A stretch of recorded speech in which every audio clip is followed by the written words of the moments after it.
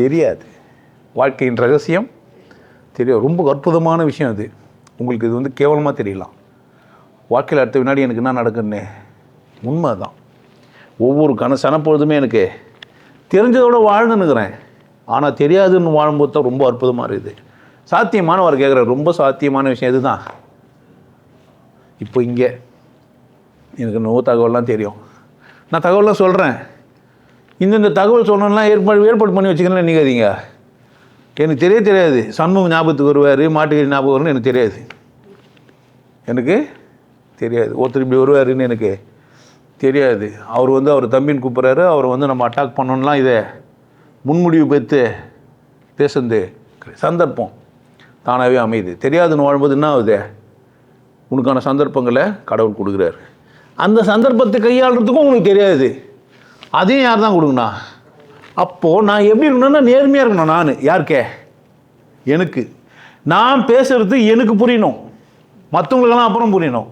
நான் பேசுகிறது யாருக்கு புரியணும்? முதல்ல நான் கேட்குற கேள்வி தான். ஒருத்தன் குருன்னு வரானே, அவன் பேசுனா அவனுக்கு புரியுதான்றது தான் கேள்வி.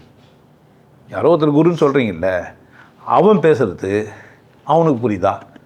கடவுள் இருக்குதான்னு ஒரு கேள்வி கேளுங்க, புரியுதான்னு சொல்ல. அவன் பேசுறது அவனுக்கே புரியலன்னா அவன் பேசுறது உங்களுக்கு தான் புரியும். முதல்ல யார் பேசுறது யாருக்கு புரியுனா? யாரோ நீ பேசுறது யாருக்கு புரியுனா? எனக்கே புரியாத சூழ்நிலையில் தானே வாழ்க்கையே இருக்குது. வாழ முடியுமான்னு கேட்டால் ரொம்ப ஈஸி. திரும்பவும் சொல்கிறேன், எனக்கு புரியாது, எனக்கு புரிஞ்சதை மற்றவங்களுக்கு சொல்லணும். இல்லைனா எனக்கு இப்படி தான் புரியுதுன்னு சொல்லணும். எனக்கு இப்படி தான், எனக்கு தப்பு கிடையாது. உனக்கு புரிஞ்சதை சொல்கிறேன், தப்பு கிடையாது. ஆனால் உனக்கு புரிஞ்சது இல்லையே, எவனுக்கும் புரிஞ்சதெல்லாம் எடுத்து வச்சு மனப்பாடம் மண்டையில் பேசிக்கிற. மண்டையில் நீ தான் ஒன்று மதிக்கவே இல்லையே. எல்லாரும் மச்சு எடுத்து போய் மண்டையில் வச்சுக்கிறியே. ரேக்கிலேருந்து இருந்தால் தான் எடுப்ப. நம்ம ரேக்கே இல்லை நம்மக்கிட்ட. ஏன்? எனக்கு தெரியாது. எங்கேருந்தோ வரும், எங்கேருந்தோ போவோம். 5 days கோர்ஸ் நடத்துவேன். இன்றைக்கி தலைப்பு தான் எனக்கு தெரியும். உள்ள கண்டென்ட் என்ன இருக்குன்னா தெரியாது. நான் அதை எப்படி எக்ஸ்பிளைன் பண்ண போகிறேன் எனக்கு தெரியாது. யோசிக்கிட்டே கிடையாது. வாழ முடியுமானா ரொம்ப சாத்தியம். அறியாமை இல்லை, தெரியாதுன்னு வாழ முடியும். அப்படி தான் சந்தோஷமாக இருக்க முடியுமா? அவன் தான் சந்தோஷமாக இருப்பான். அந்த உலகத்தில் யார் சந்தோஷமாக இருப்பான்?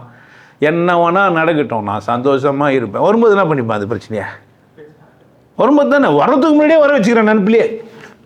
வந்தால் என்ன ஆகுது, வந்தால் என்ன ஆகுது, ஆமாம் நடந்தால் என்ன ஆகுது, போனால் என்ன ஆகுது, செய்தால் என்ன ஆகுது, அப்படி விட்டுட்டா என்ன ஆகுது, இப்படி விட்டுட்டா என்ன ஆகுது, எதுவுமே ஆகல. அங்கே இங்கேயே எல்லாம் இது.